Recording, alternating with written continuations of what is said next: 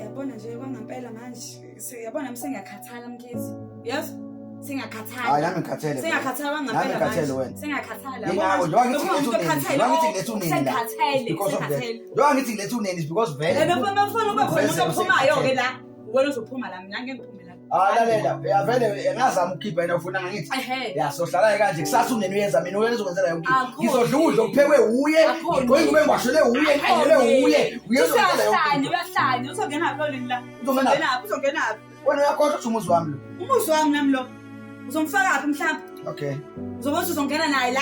Okay, so bona. Umlando ungene naye la. Usala ngizomlanda uza lemzima. Wena ubhasha usuqonyiwe wena. Vele usunempiko. Ubhasha usuqonyiwe. Udoda lonkhulumela mina. Ubhasha usuqonyiwe. Ubhasha usuqonyiwe. Hawu. Ngeke besiphathe isikhathi amadoda. Kwanona besilisa nefanele sime kanjani emshadweni? Thina masekwazi wethena ke vele khulunye uzama meeting bezoneni babubonile.